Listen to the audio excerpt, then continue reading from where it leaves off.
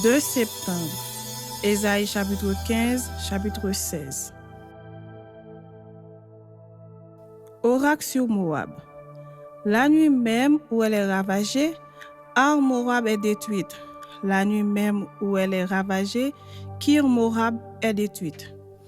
On monte au temple et à Dibon sur les hauts lieux pour pleurer.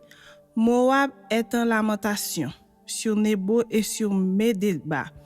Toutes les têtes sont rasées, toutes les barbes sont coupées. Dans les rues, ils sont couverts de sacs.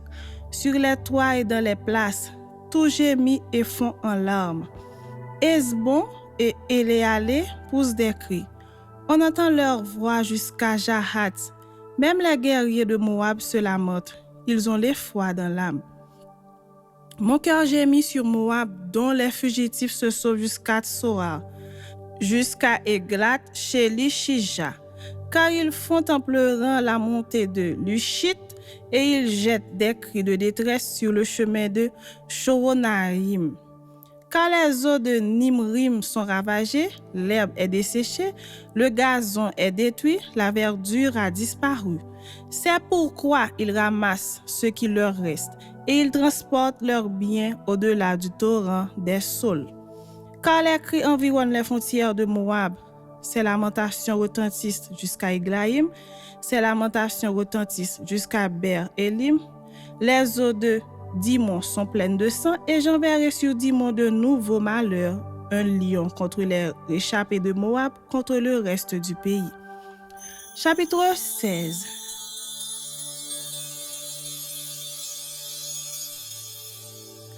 Envoyez les agneaux aux souverains du pays, envoyez-les de Séla par le désert à la montagne de la fille de Sion. Tel un oiseau fugitif, tel une nichée effarouchée, telles seront les filles de Moab au passage de l'Arnon. Donne conseil, fais justice, couvre-nous en plein midi de ton ombre comme de la nuit. Cache ceux que l'on poursuit, ne trahis pas le fugitif. Laisse séjourner chez toi les exilés de Moab, sois pour eux un refuge contre le dévastateur. Car l'oppression cessera, la dévastation finira, celui qui foule le pays disparaîtra. Et le trône s'affermira par la clémence, et l'on y verra siéger fidèlement dans la maison de David un juge ami du droit et zélé pour la justice. Nous entendons l'orgueil du super Moab, sa fierté et sa hauteur, son arrogance et ses vains discours. C'est pourquoi Moab gémit sur Moab, tout gémit. Vous soupirez sur les ruines de Kir Hareset, profondément abattus. Car les campagnes de Hesbon languissent, les maîtres des nations brisaient les ceps de la vigne de Sibma, qui s'étendait jusqu'à Jaézer, qui errait dans le désert. Les rameaux se prolongeaient et allaient au-delà de la mer. Aussi je pleure sur la ville de Sibma, comme sur Jaézer. Je vous arrose de mes larmes, Hesbon, Éléalé, car sur votre récolte et sur votre moisson est venu fondre un cri de guerre.